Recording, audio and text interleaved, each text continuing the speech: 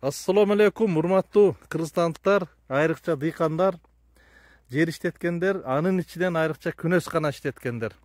Мына бүгүн биз Кыргызстандагы эң үнөмдүү күнөсканалардын комплексте турабыз. Артык Абдывалиев байкебиз, дыйкан, аграрий, Кыргызстанга таанымал ишкер. Анан мына жаңы типтеги теплица курулуп атыптыр да, бул жерде куруп ишке киргип атыптыр. Анан ошол аябай таң калып атам. Ушуну эмне үчүн кыргыздар мурун өзүбүз эле кылбадык? Мындай караганда жөнөкөй эле сыяктуу көрүнүп атат. Кана баштайлычы. Бул күнөскана, теплица, күнөскана дейличи. Күнөскананын кандай немеси бар? Тиги мисалы ар жакта турганды биз эл билет. 6 сотук бер жагы жер, топурак. Анан андан мунун эмне айырмасы бар? Эмне үчүн сиз кандай муктаждыктан улам ушуну куруп жатасыз, жаңы күнөскана, башка типтеги? Саламатсыңарбы, урматтуу фермерлер дейбизби, биздин мына дыйкандар, мына бүгүн сиздер менен бир аз биздин өзүбүздүн маалымат жанагы тажрыйбабызды бөлүшө кетели. Мурда биз көрсөткөн могу артыбызда турган теплица бул бир жагы дубал болчу эле да. Ооба, бир жагы. Аны билесиздер, ошону биз муну көп жылдан бери иштетип атабыз. 2017-жылдан бери 7-8 жыл иштетип атабыз. Анан быйыл биз дагы жаңылык киргизели деп мына ушул күнөскананы эксперимент катары ошону курдук. Кудай кааласа быйыл көрөсүздөр ушун кандай кышында кандай биз ошону өткөрөбүз, результатын. Кыштан кандай чыгабыз? Кышында кандай чыгат, ооба. Ошонун баардыгын кирип көрөлүчү. Мына биринчи сыртынан баштайлы. Мына кара бул эмне? Бул кара эми мына ошондой эле ушул жанагы мына турган аркасы дубал болуп турган теплицанын эле бир түрү болгону. Бул материал өтө жана жылуулукту сактай турган материал. Бул жерге дубалдын коюштун кереги жок да. Мына ошол кара турган материал. Жана ичине баралчы, жакындайлы. Жүрүңүз, көрсөтөлү. Жакындайлы. Те мына сыртынан чыгып турат окшойт мына жерде. Ооба, мына жерде бул жерде мына материал өтө мындай сырткы бул суу жанагы жаан андан өткөрбөйт, мына синтепон, калың синтепон. Андан кийинки мына өзүнүн дагы бир материалы бар экен. Бул ушундайдын бул бир түрү бар. Экинчи эксперимент катарда башкасын алып келгенбиз, алкысы. Аны көрсөтөбүз. Бул жерде мындай ортосуна тигилген жери жок. Бирок шырылган эмес. Шырылган эмес. Бирок мунун аябай жылуу дейт. Өзүңүздөр билесиздер, жанагы мунун синтепон аябай жылуулукту сактайт. Азыр жүрүңүздөр, ичине көрсөтөйүн. Тиги теплицанын курган теплицанын айырмасы бул тез курулат да. Бул мына ушул технологияга өтүп атабыз. Анан экинчиден бул бийиктиги көрүп атпайсыздарбы? 4 метр, 4,5 метргече бийик. Мейкиндик чоң болот да, мейкиндик чоң. Бийик турат. Анан мунун эни 9 метр. 9 метр. Узуну ар кандай кылсак болот. Бул жерде турган сиздер менен көрүп турган ичи 30 метр. Ар жагында дагы бар 30 метр. 60 метр. Анан ушундай эле теплицанын дагы тиякта бир түрүн алып келип койдук. Анын эни болсо 12 метр. Ал bundan da 12 метр, узуну 50 метр. 12ге 50. Аны да азыр көрсөтөбүз. Эми Кудай буйрса мына ушуну быйыл биз баштадык. Биз мен эми Кытайдан барып, ушул Кытай кышында биздин деле климаттагыдай погода учурунда көргөнбүз. 25-те көрдүңөр, э? -25-те. Ооба, печка жок эле, ушундай кадимкидей эле жанагы өсүп турганын көрдүк да. Ошондуктан биз бүт автомат автополив бул жерде неме менен чыгарабыз, электр насос менен чыгарылат. Мына ушундай. Иштегенге аябай ыңгайлуу. Суу каерде жылыйт? Суу өзү эле ушу күндүн табында эле? Ооба, суу өзүнүн табында жылыйт. Значит, печке да курулбайт экен. Планда жок, э? Да, азыр эми кышта көрөбүз аны. Кышында көрөбүз. Биз эми мен Кытайда көргөндө ал жерде печке жок болчу да. Анан мотор менен жабылат. Ооба. Бул штору ачылып жабылат бул жердечи. Ооба. Анан эң негизгиси үстүндөгү тон жабыла турганы, үстүндө турат мына мотор. Мына пленканын асты дагы ачылат экен, жана шамалдатыш үчүн, э? Ооба, бул жерде штор. Мына. Бул жерде мындагы өзү жабылат, монч. Түшүп, могу жерге чейин жабылат. А бул жерде эме турат, сетка турат. Сетка турат, жана. Ар кандай чымында, зыянкеш кирип кетпеш үчүнчү турат. Азыр мына манас жапканды үстүн көрсөтсүн. Эң кышында жабыла турган эме. Ооба. Тон да, жылуу. Кышта. Мына. Жабыңыз. Мына азыр ураганда өзү автоматический жабылат да, электрический. Кышкыра жакшы. Өтө сонун. жабылып атат, Ооба, жабылып атат. Тиги кийиз түшүп аткан турбайбы? Бул жеңил, бирок аябай жылуулукту жакшы сактай турган материал экен, а? Бекем ошол эле учурда. Жана шамалга, ага буга айрылып кетпейт. Мына кыш деп элестетели, кеч кирип келатат, мына шам. Кыш деп элестетели. Мына теплицаны жабабыз. Кана бисмилла. Мына мотор бар, үстүнө мотор турат. Муну баштансаң, бул жабы бери карап түрүлүп келатат. Жабы түшүп атат. Мына жылып келатат. Акырындап келет. Бул могу жерге чейин түшөт да. Могу жерге чейин келип, жерге чейин жабылат. İçinde жылуулукту сактап жагып калат. Мына дагы бул азырынча эми жазында ачык турат, бул жерде бул эме да. Шамал, вентиляция. Да, бүгүн 11 август 2025 жыл Жаңы Жыр айыл өкмөтүндө Артык Абдувалиевдин теплицалар комплексинде жүрөбүз. Мына комплекске кирип кеткен жерден баштайын. Мына мындай топурактан, аркы жагы топурактан үйүлгөн, түндүк жагы. Биз бул теплицаларды мурунда чыгарганбыз, кышында келип чыгарганбыз. Азыр эми жайында келип атабыз. Мына мындай кирет. Мына ал кадимки эле кам кирпичтен жасалган. Мына кирдик. Мына бул жагы дуал. Бул жагы дуал. Мына ал печка. Мына ал суу. Мына суусу. Ошол жерден тамчылатып сугарылат, тамчылатып. Сугаруу методу менен сугарылат. Мына помидорлор тигилип, мына иштеп атышыптыр жумушчулар. Азыр барып ошолорду кепке тартабыз. Мына ушунун ичи азыр агроном сиздерге айтып берет, ичи канча, сотугу канча. Салам алейкум. Бияка Бангладеш туугандар биякта да бар экен.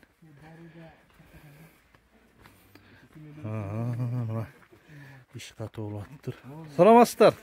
Мына ассалам алейкумдер. Мына шляпачан кыз мурунда бар эле. Жакшыбы иштер? Тамара бул эң тажрыйбалуу. Ошол жерде Изат деген бар, Изат балбан. Дыйкан. Командир кишиген да? Тиги Бангладеш туугандар бар экен. Салам алейкум. Азаматтар. Бул жер канча сотук? Ушул жанагы 6 сотик. 6 сотук. 6 сотик ооба. Ушул мына помидор эми кайсы айга пышат? Ноябрга? Ноябрдын, октябрдын аягы, ноябрдын башына чыгат, Кудай буйруса. Кудай деп турабыз. Ноябрдын башында чыгат. Ноябрда баа 100дүн үстүндө болуп калат, 150. Кудай буйруса ошондой болуп калат. Жаңы жыл алдында канча болуп калат помидорлор жылда? Мына болжолдуу түрдө, орточо. Биз сатканда бир 130, 140, 100 ошонун тегерегинде болуп калат. Дүңүнөн, силерден ошону алып кетет. Тиги жанагы Сарыөзөнгө барат. Балдар болсо, алар да өзүнө. Алар да кошот. Шыгыл 200ге чейин чыгып кетет. Ошондо азыр мына жерден 6 соттан орточо канча аласыз? Орточо Тамара канча алат элек? Минимальный ошол 6 тонна. 6 тонна минимал. 7 тонна, 8 тонна чейин алабыз. 8 тонна. Жакшы караганда 8 тонна алат, андан Эң минималдуу 6 деп атпайбы, 6 тонна. Ооба, караштан да канча жакшы карасаң ошончо көп берет. 6 тонна деген бул гектарынан 100 тонна деген кеп да. Ооба. Туурабы? Ооба. Мына ушул күнөсканада 100 тонна томат, 100 тонна помидор өндүрүү бул аябай жакшы көрсөткүч да. Анан бүгүн мына балдарды көбөйтүп коюпсуз. Мына байлаганда эле келди да булар, а? Жок. Жок, мына жок иштегени белгилүү, бирок дайым 2 адам карайт да.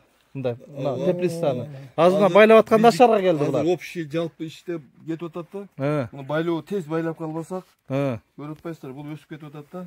Ооба. Бирөөсүн кошуп чекен жулуп коелайын, а? Ооба. Мына ол сындырыңыз. кайчы менен Сындыр. Кесип коюңуз. Кесип коюңуз. Ошол. Эми азыр тездетип Буну ушундай түзүндө байлаш керек да. Ооба. Жыгылып калды дегендечи, азыр тездетип байлап калбасак жетишпейбиз да. Ошондуктан биз буну ашар жолу менен баягы общий жалпы Бардык немелер чакыра койдуңар, теплицадагыларды.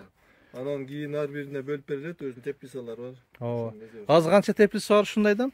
Мындайдан бизде 28. 28.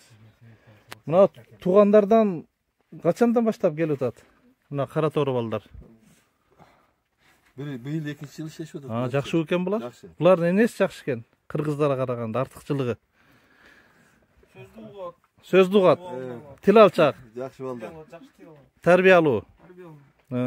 Шеринеси жок буларда. Балдар жакшы деп атат. Бул жакшыбы? Бангладеш балдар мынандай, Шеринеге кетпейт, туган отурушка кетпейт. Эч корбойт. Теплицада жакшы иштеп. Айлыгын убагында алат. Ичпейт. Жок, андай. Сигарет чекпейт. Тамек чекпейт. Намаз окушат. Азамат кишилер экен булар. Мусулман балдар. Мусулман да? Момун, муслим. Момун адамдар болот экен да булар. Мындай эч кимге зыяны жок. Өздөрүн урушса керек, эми бизге билдирбейт да, булардын урушкан бизге зыяны жок. Түшүнбөйсүң. Кыргыздар урушса бүт тополоң болуп кетет го. Шаардын ишин талкалап салабыз. Сонун экен. Мына Тамара, кандай анан? Жакшы. Көп жылдан бери жүрөт ушу келинчи. Канча жыл болду? Баштан бери иштеп. Ачылгандан бери 9 жыл. Өзүң үйрөнүп алдың ушуну. Эми ушундай үйүңө куруп берсе, теплица иштете бересиң да? Же өзүң курганга уже каражат барбы? Буйруса. Жана сыртта Манасты көрдүң го? Манас. Булар эми жана кытайлар бизге үйрөткөн да. Ооба. Ошол агрономдор кантип карашты, кантип багышты үйрөткөн. Ошондо мына Манас келинчегимен башынан бери иштеп келет, мына бакыт. Бүт сырларын билет. Ооба. Эми биз деле башка бирөөлөргө үйрөтө алабыз, Кытайлардан калбайбыз, буйруса, үйрөтө алабыз. Куруп бергенде дагы билебиз. Бул жерде кандай секрет бар экен, Тамара? Эң негизи секрет эми айтпай эле кой, бирок мындай көп деле чоң секрет болбосо керек. Эң негизгиси эмне кылыш керек экен бу жерде? Кыргыздарды канча болбой атат да ушу теплицалар. Ар тараптан жакшы караш керек да, буну тазалыгынан баштап ар бир жан дилиңди беришиң керек. Бул деле живой организм да, өсүмдүкчү, тазалыкты жакшы көрөт, эң таза болуш керек. Сүйлөшөсүңөрбү? Буга кадимкидей Помидор менен сүйлөшүп, сырдашып. Ооба, өсүмдүк менен сүйлөшүш керек да. Сүйлөшпөсөң бул деле капа болот. Таза карабай койсоң, ичине кирбей койсоң капа болот. Ошондуктан ичине тынбай кирип, мактап турасыз керек. Өсүмдүк деле бул живой организм да. Бул да немеге да, рухка ээ. Ооба. Сонун экен. Эми ушул иштен адам мындай наслаждение алыш керек да ишиненчи. Сиз ушул иштен ырахат аласызбы? Бул берилип ар бир жумушка мындай берилип өзүңдүн чин ыхласып коюп иш кылбасаң иш кетпейт да. Ошо берекесин бербейт. Ар бир жумушка күн түнү ойлонуш керек. Анан мисалы сиздин ушу колуңузда жумушчулар канча жылдан бери жүрөт? Иштеп, мисалы Тамара канча жыл болду? Тамара башылган 7 жыл. 8 жыл, 9 жыл болду. 8 жыл. 2017. 2019. Ишигил 5-6 жыл болуптур да, анан неге кетпей жүрөсүң? Баягы неме боло берет го? ишин алмаштыра беришет го биздикилер, аяктан аякка тийип. Турам, анан бирок кызыктуу да, эми адам кызыккан ишин аткарганда гана анан жашоодо. Анан ушул жерден алган айлыгыңа өзүң ыраазысыңбы? Ыраазымын, Кудайга шүгүр. Анткени мен да бизнесмен досторум көп. Эң чоң проблема кадр да. Келип кете беришет да. Анан карасам, сизде эмне үчүн ушулар узактан бери жүрөт, ошонун сыры эмнеде деп атам да. Эмне үчүн сиз убагында бересизби айлык? Же буларды мактайсызбы, же кандай? Же да кандай ушу ишкер катары кандай? Персоналга кандай мамиле кыласыз? Секрети деле жок. Негизинен биз бирөөнүн акысын жебейбиз, бирөөнүн акысына кирбейбиз. Кудай колубуздан келишинче тамак аш, бүт условия бар, Тамак аштар бар, 3 мал. Эми өзүм үйүмдө деле бала чакам кээде 2 жол ысык тамак ичпейт, бу жерде сөзсүз ысык тамак, 2 жол ысык тамак бар. Эртең менен май жумурткасы менен ишкылып. Артыгыба мынау ашканада турам да мен. Мен көп ишканаларга барып жүрөм, жумушчулардын ашканаларына барып жүрөм. Бул сиздин жумушчулардын ашканасы жанагы оорукананын ашканасындай таза экен. Азамат ким иштетсе дагы. Карасаңыз таза. Тим эле көңүлү ачылат да, мына гүлдөр. Муну сиз ушундай талап койдуңузбу? Же өзү ушундай повар туш болду сизге? Дайы таза карайт экен да? Биз талаптагы катуу тазалык болуш керек, себеби теплицанын ичинде өсүмдүк өсүп аткан жерден таза болуш керек. Анан эми өсүмдүктү карап аткан адамдар дагы таза жерде отуруп таза тамак жеш керек. Анан эми биз азыр биз да 1 айдан кийин муну толук кайрадан мактап жакшы капитальный ремонт кылабыз. Азыр деле таптыр сон болуп турбайбы? Болду, бул жер столовый кургандан бери ошол турат. Анан могу жерде биздин жумушчуларыбызга атайын намазханабыз бар. Атайын мындай намазхана да куруп бергенбиз. Китеп окушат экен, бу жерде отуруп. Мына буякта китептер бар экен. Тамакты жейт, намазын окушат. Душ бар сөзсүз. Душ ар бир теплицада бар окшойт. Душ бар. Мына саламатсыздар. Столовый таптаза экен, мына карагыла. Муну биз барабыз деп чалып койдуңузбу, же өздөрү ушундай таза кармайбы дайым? Жок, бул жерде өздөрү таза кармайт да. Себеби анткени мен баратам деп чалып коюш мүмкүн да, кээ бир чоңдор. Мына кара, таптаза сон Азамат. Мына казандарынан бери очок. Очокто тамак кылат турбайсыздарбы? Чыгач отунда. Бул кыз ушул жерде иштейт. Жардамчы кыз. Апасы бар апаң, Азамат. Birazdan keyin jumuşçular gelip bir yerде 2 smenada kelip tamak жеп кетишет. Же баягы батпай калган киши күтүп турат, анан кайра дагы киришет. Азыр эми бир ушул жерде ремонт кылабыз. 1 айдан кийин бул жерге кирсеңиз такыр. Эми жанагы илгери профсоюз дегендер болгон да, азыр деле бар эми мындай эсеби. Ана көрүп атпайсызбы мында? Солой оптуп, ушундай актап. Ооба. Сиз мынау ушул жерде иштеген жумушчуларга кандайча мындай өзгөчө мамиле кыласыз элдерге? Эмнени сунуштайласыз? Персоналды кармап туруу аябай оор да. Сизден кетпейт экен көбү келгендер, жүрө беришет экен. Канча жылдан бери? Эң негизгиси тамак. Тамакты жакшы бересиз. Тамакты эме кылыш керек да. Эми баардыгыбыз тамак тирилик шу тамакты жейбиз деп жүрбөйбүзбү? Тамагын жакшына калып беребиз. Ысык тамактар беребиз убагында. Айлыгын алат. Анан эми ушул биз берген айлыкты сыртта жүрүп деле ушул айлыкты алышат эми. Ага караганда өзүнүн ата мекенинде жатакана бар, тамак бар. Эч кандай расход жок. Ушул жерде отуруп иштеген өздөрүнө эле жакшы болот. Эми аябай мындай бир чоң көйгөй айрыкча биздин кыргыздар ушундай иштерге иштебей атат да. Мен көрдүм, кыргыздар көп эле жүрөт, бангладештер да келиптир арасында. Анан мен ойлойм да, ушу кыргыздар ушу өнөрдү үйрөнүшүбүз керек да. Баягы дарак бир жерден көгөрөт депчи, ушулар үйрөнүп, анан барып айылына таратып ушул нерселердичи. Менин оюм боюнча ошондой. Сиздики да ошондой планыңыз? Албетте, эгерде биздин кыргыздар ушул көбүрөөк келип иштеп, мындай мээнеткеч дыйкан болсо жакшы болмок эле. Үйрөнүп, эми Биз бала кезде адамдар башкача болгон баягындай. Иштерман болду. Азыркы жаштар эми баягы жеңил оокат издеп эле баардыгы сыртка чыгып эле Россияга кетип калып атат, же Европага кетип калып атат, же болбосо Казакстанга кетип калып атат. Америка. Ошо дүйнөнүн төрт бурчуна таркап кетип атпайбызбы? Өзүбүздүн жерибиз турат, өзүбүздүн жерде эле ушинтип иштесек болот.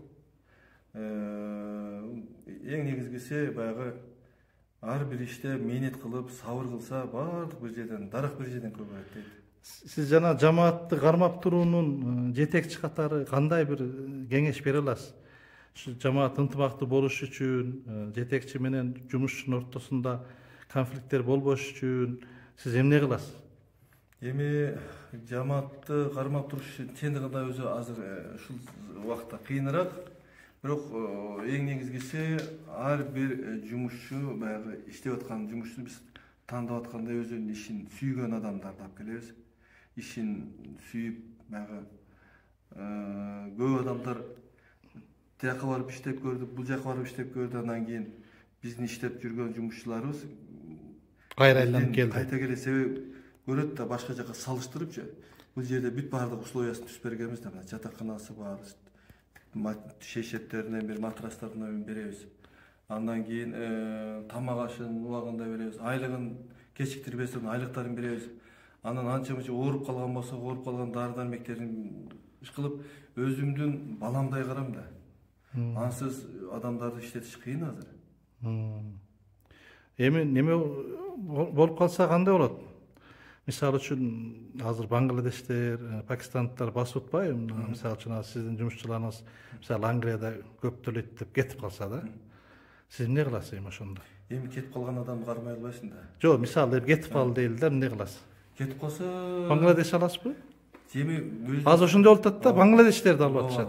Эми сиз ошолорго эмне дейт элеңиз? Мисалы Англияга барып, ошол жакта деле ушундай тепсиздер иштеп атышат да. Англияга барып деле клубникада иштеп атат, талаада иштешип атат. Ал жерде деле ушул жумушту мен эми айтат элем да, бул жерден иштеп өздөштүрсө, үйрөнсө, анан үйрөнүп алып туруп дагы өзү ачып көбөйтүп өзүнүн жерин ушундай күнөсканаларды куруп кетсе жакшы болмаган. Мына Туркияда болуп келдик, сиз да көп барып атасыз. Туркияда мисалы кээ бир облустар өрүктүн борбору, бүт өрүк менен азыртешип иштешет. Кээ бир облустары гүл эгет, кээ бир облустар ошондой. Мисалы биздики да кайсы бир район, жалаң Теплисан району болуп калса жакшы болот эле деп ойлойм да. Сиз мисалы Нокаттуу же Чүйдүбү кайсы облусту жалаң Теплиса болсо болот деп ойлойсуз, өз эсебин чыгарсаңыз? Мен ойлойм, негизи бул ысык көлдө жакшы болот. Ысык көлдүн климаты аябай жакшы да, ушул ысык көлдө. Сиздикинин үстүнө от жагылбайт экен да, түтүн чыкпайт экен. Ошо көлдө иштетсе күнөсканалардычы, анан мен бул жерде азыр тоонун үстү ачылып жабылат да. Мына балыкчыдан баштап тиге эмеге чейин, Караколго чейин. Жок, мына Сокуната бул жагы тоң, ошондун айылдарда бир кар түшпөйт да. Бул ал жерде мындай мээлим кыш болот. Ооба, жумшак. Жумшак кыш. Мына чүйдө бул башкача суук. Континенталдуу да, контраст. Мен Кочкорго жакшы болот, кар түшпөйт. Ушундай кар түшпөгөн жерлерге себеп мунун үстү ачылып жабылат, анан суу болбойт, кар болбогондон кийин мындай жеңилирээк болот да. Немеде көлдө рынок да бар да. Рынок да болот. Эми азыр биздин Кочкордо туризм багытында аябай өнүгүп атат биздин ысык көлчү. Ошол жерге бир эле помидор эмес, бардык өсүмдүктөрдү өстүрсө болот. Перисти өстүрсө болот, бадыраңды өстүрсөк болот.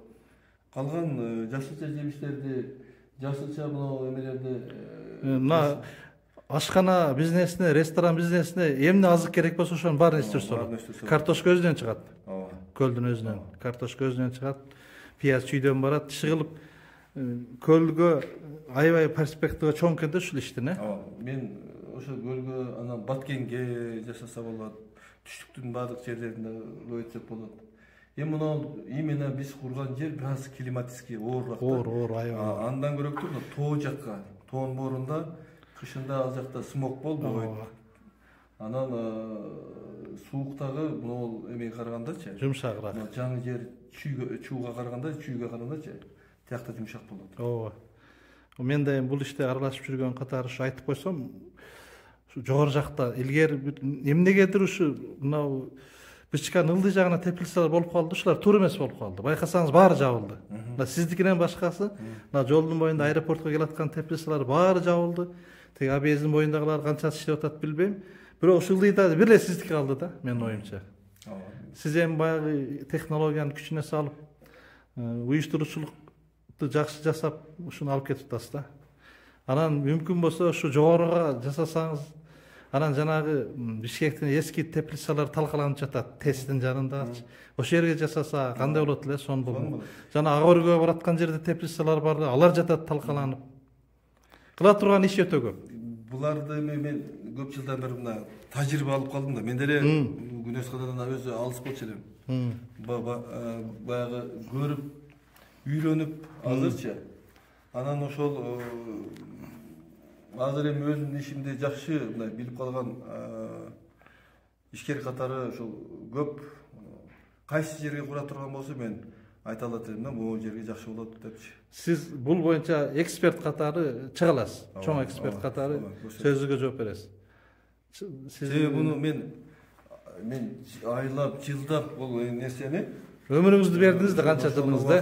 Канча мен башка бизнесте жүргөн болсом, мынчалык энергия менен кеткен эмес да.